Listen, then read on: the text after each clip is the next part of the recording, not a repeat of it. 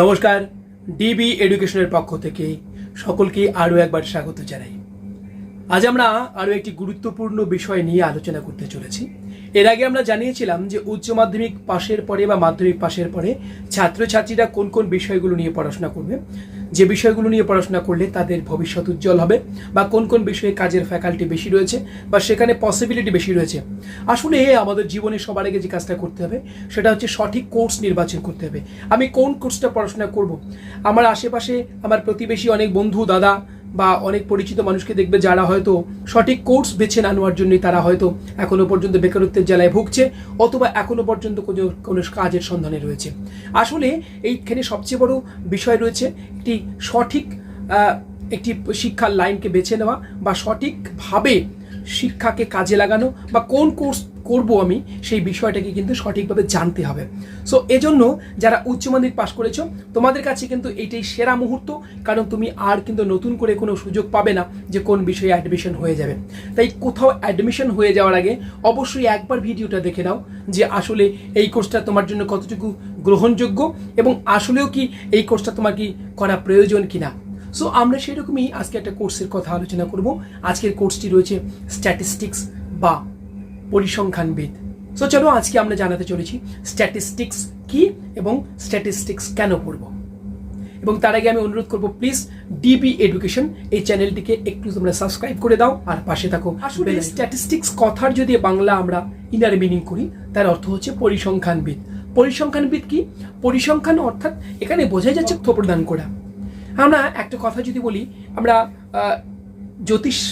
জ্যোতিষীর কথা জানি যে আমরা অ্যাস্ট্রোলজারের কাছে যাই যে আমাদের ভবিষ্যৎ বলার জন্য, বা আমার ফেট কি আছে, আমি কি করব, আমার সামনে কোনো দুর্ঘটনা আছে কিনা, আমি কি করে আমার ভবিষ্যৎ জীবন কাটাবো, এই সমস্ত কিছু জানার জন্য কিন্তু আমরা অ্যাস্ট্রোলজারের কাছে যাই। কিন্তু সেই অ্যাস্ট্রোলজারের মতামত অনেক ক্ষেত্রে আমরা মেনে নেই, অনেক ক্ষেত্রে আমাদের জীবনে কাকতালীয়ভাবে সেই ঘটনাগুলো ঘটে যায়। ঠিক তেমনি করে এই পরিসংখ্যানবিদ আছে বলেই আমরা আজও আবহাওয়ার তথ্যগুলো সঠিকভাবে জানতে পারি, আমরা ক্রিকেটের অ্যানালাইসিস করি, আমরা কৃষিক্ষেত্রে কি সার ব্যবহার করব, তার ফলাফল কি হতে পারে সেই বিষয়গুলো আলোচনা করি, আমরা কম্পিউটারে কোনো বিষয় নিয়ে অ্যানালাইসিস করি, অর্থাৎ সমস্ত ক্ষেত্রে কিন্তু আমরা অ্যানালাইসিস করি, অর্থাৎ আমরা পরিসংখ্যান দেওয়ার চেষ্টা করি। যদি ধরে নিই আমাদের আবহাওয়া দপ্তরের কথা যদি বলি, আমরা আবহাওয়া দপ্তর আমাদের জানিয়ে দেন যে আগামী 5 দিন বৃষ্টিপাতের সম্ভাবনা রয়েছে, বা এই কয়েকদিনে এত ডিগ্রি তাপমাত্রা থাকবে। সো এটা কিন্তু একটা পরিসংখ্যানবিদের কাজ। স্ট্যাটিস্টিক্স যিনি রয়েছেন সেই স্ট্যাটিস্টিক্স কিন্তু এই তথ্য দিতে পারেন। অর্থাৎ স্ট্যাটিস্টিক্স একটা ভার্সেটাইল এরিয়া, যার মধ্য দিয়ে অনেক কাজের বিস্তার রয়েছে, যেখান থেকে তোমরা সাফল্যের রাস্তায় কিন্তু যেতে পারো। তার আগে জানিয়ে দিই যে স্ট্যাটিস্টিক্সের কাজ কোথায় কোথায় রয়েছে। সেটা বলুন সরকারি ক্ষেত্র বলুন, বেসরকারি ক্ষেত্র বলুন, সেটা মেডিসিন বলুন, ইকোনমিক্যাল বলুন, এগ্রিকালচার বলুন, পলিটিক্স বলুন, সমস্ত ক্ষেত্রেই কিন্তু স্ট্যাটিস্টিশিয়ানের কিন্তু প্রয়োজনীয়তা রয়েছে। অর্থাৎ সমস্ত ক্ষেত্রেই তোমরা কাজ পেতে পারো। এবার এই স্ট্যাটিস্টিক্সের কোর্সটিকে 4টা ভাগে ভাগ করা হয়েছে ইন্ডিয়ান যে স্ট্যাটিস্টিক্স রয়েছে তার নিরিখে। যারা উচ্চ মাধ্যমিক পাশ করেছো সায়েন্স বিভাগ নিয়ে, তোমরা অবশ্যই ভালো করে জানো যে তোমাদের উচ্চ মাধ্যমিক শাখায় কিন্তু স্ট্যাটিস্টিক্স বলেও কিন্তু একটি সাবজেক্ট ছিল, সেটা মেইন সাবজেক্টও ছিল, অনেকে সেটাকে অপশনাল সাবজেক্ট হিসেবেও গ্রহণ করে। তো অনেক ছাত্রছাত্রী কিন্তু এই মুহূর্তে বর্তমান টেকনোলজি যেভাবে এগিয়ে চলছে সেই অনুযায়ী কিন্তু স্ট্যাটিস্টিশিয়ানের কিন্তু গুরুত্বটাও অনেকটা বেড়ে গেছে। তাই আমাদের কোর্সগুলো কীরকম হবে, আমাদের এই কোর্সটিকে 4টা ভাগে ভাগ করা যায়। একটি হচ্ছে diploma or certificate in statistics, আরেকটি হচ্ছে ব্যাচেলার ইন স্ট্যাটিস্টিক্স বা স্নাতক ডিগ্রি, তারপরে রয়েছে আমাদের মাস্টার্স ইন স্ট্যাটিস্টিক্স বা স্নাতকোত্তর ডিগ্রি, এবং তারপরে রয়েছে পিএইচডি বা ডক্টর ইন স্ট্যাটিস্টিক্স। এই 4টা লেভেলে কিন্তু আমরা পড়াশোনা করতে পারি। অর্থাৎ উচ্চ মাধ্যমিক লেভেল থেকেই কিন্তু একটা স্ট্যাটিস্টিক্সের কোর্স শুরু হচ্ছে, সেখান থেকেই কিন্তু কোনো স্টুডেন্ট স্ট্যাটিস্টিক্সকে একটি সাবজেক্ট হিসেবে গ্রহণ করতে পারে। এবার এই পেশায় কারা আসবে, কোন কোন ছাত্ররা এই পেশায় আসতে পারে? সবার জন্য কি স্ট্যাটিস্টিক্স কোর্স?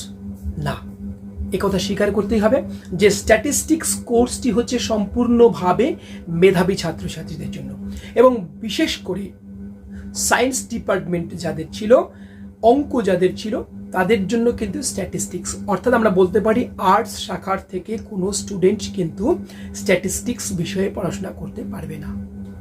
স্ট্যাটিস্টিক্স কোর্সটা করার জন্য কি ধরনের কাজের দক্ষতা প্রয়োজন আমাদের? সবার আগে যেটা জানতে হবে, ম্যাথমেটিক্যাল বা অঙ্কের বিষয়ে যথেষ্ট দক্ষ হতে হবে। মানুষের সঙ্গে কথা বলার প্রবণতা এবং তার যে সমস্যা, সেই সমস্যাটাকে জানার চেষ্টা করতে হবে, সেই সমাধানের রাস্তা বের করতে হবে।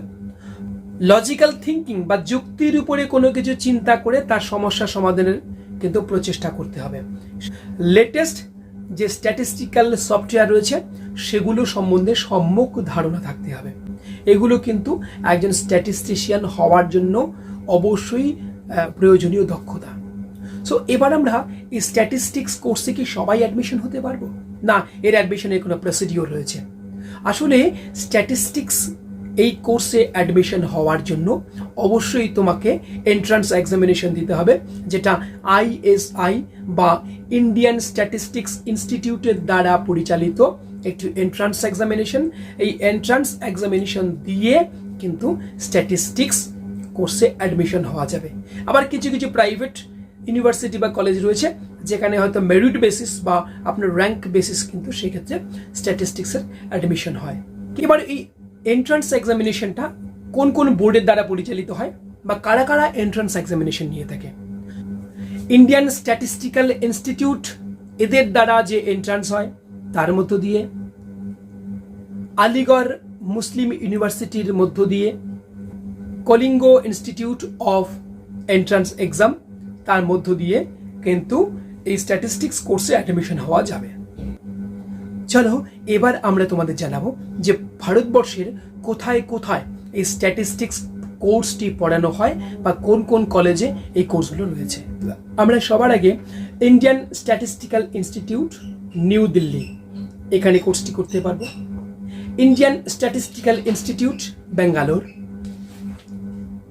Indian statistical institute Kolkata, Xavier's college Ahmedabad, Devi Ahilya বিশ্ববিদ্যালয়, school of statistics Indore, Aligarh Muslim university operations research Aligarh.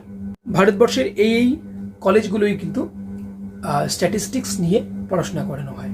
স্ট্যাটিস্টিক্সের যারা কাজ করবে তারা কোন কোন পেশায় যোগ দিতে পারবে, তাদের সামনে কাজের কি কি পসিবিলিটি রয়েছে, কোথায় কোথায় কোন কোন ক্ষেত্রে তারা চাকরি পেতে পারে। সবার আগে বলা যায় সরকারি বেসরকারি সমস্ত ধরনের কোম্পানি বা গভর্নমেন্ট জব বা বড় বড় হাই প্রোফাইল কোম্পানির মধ্যে কিন্তু স্ট্যাটিস্টিক্স নিয়োগ করা হয়। সেটা computer science, health science, medicine, economics, industry, political, agriculture, সমস্ত ক্ষেত্রেই কিন্তু চাকরির সুযোগ রয়েছে বা কাজের পসিবিলিটি রয়েছে। এছাড়া সিভিল সার্ভিস এক্সামিনেশনও কিন্তু দেওয়া যায়। Indian statistical service, Indian economical service প্রভৃতি ক্ষেত্রে কিন্তু কাজের প্রচুর সুযোগ রয়েছে। এবার আমরা জানাতে চলেছি কি কি কাজে তোমরা যোগ দিতে পারবে। Statistician, mathematician, data analyst, content analyst, consultant, business analyst, professor, risk analyst, data scientist. আর কি কি ক্ষেত্রে আমরা কাজ পেতে পারি? সেন্সাস, ক্রিকেট, ক্রাইম, ফিল্ম বা চলচ্চিত্র, মেডিকেল, ট্যুরিজম, ইকোলজিক্যাল, এডুকেশন। কারা কারা রিক্রুট করেন সাধারণত এই স্ট্যাটিস্টিক্সদের? কোন কোন বড় বড় কোম্পানি আন্ডারে আমরা চাকরি করতে পারি? ডেলয়েটি consulting, কগনিজ্যাঙ্ক, HSBC, TCS Innovations Lab, GE Capital, HDFC, HP, RBI, Accenture, Blue Ocean Marketing, Nielsen Company, Genpact, Indian Market Research Bureau, American Express, BNP Paribas India. So এই সমস্ত ক্ষেত্রে বা এই সমস্ত ক্ষেত্রে কিন্তু আমি এই সমস্ত কাজ কিন্তু আমি করতে পারবো। এবার আমরা বলবো যে একজন স্ট্যাটিস্টিশিয়ানের বেতন কত হতে পারে। একজন স্ট্যাটিস্টিশিয়ান ভারতে এবং বিদেশে একটা খুব সুন্দর বেতন পান এবং খুবই একটা লোভনীয় বেতন পেয়ে থাকেন। সাধারণত দেখা যায় শুরুতে একজন স্ট্যাটিস্টিশিয়ান 2.5 লক্ষ থেকে 3.5 লক্ষ টাকা বার্ষিক চুক্তিতে কিন্তু বেতন পেতে পারেন। এছাড়া অভিজ্ঞতার ভিত্তিতে ধীরে ধীরে তার এই বেতন 4.5 লক্ষ থেকে 6.5 লক্ষ টাকা বার্ষিক প্যাকেজে পেতে পারেন। এছাড়া আমেরিকার মতো রাষ্ট্রে একজন স্ট্যাটিস্টিক্সের বার্ষিক বেতন $70,000 মার্কিন ডলার পার ইয়ার। এটা একটা বেতন কাঠামো একজন স্ট্যাটিস্টিশিয়ানের।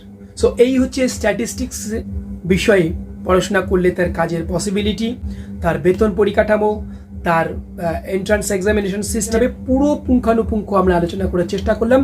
ছাত্রছাত্রীরা আশা করি তোমরা প্রত্যেকেই উপকৃত হবে এবং তোমরা চাইলেই যদি বিজ্ঞান শাখায় ম্যাথমেটিক্সে তোমরা দক্ষ হয়ে থাকো তাহলে তোমরা স্ট্যাটিস্টিক্স নিয়ে পড়াশোনা করতেই পারো। এরপরে আরও কোনো কোর্স নিয়ে তোমাদের সামনে হাজির হব। ততক্ষণে আমাদের সঙ্গে থাকো ডিবি এডুকেশন।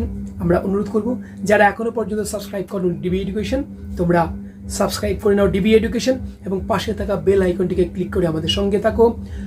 এরপরে আমাদের আলোচনার বিষয়বস্তু থাকবে কম্পিটিটিভ এক্সামিনেশনের বিভিন্ন ক্ষেত্রে বিভিন্ন ধরনের অ্যানালিসিস থাকবে। সো ততক্ষণ পর্যন্ত সঙ্গে থাকো ডিবি এডুকেশন।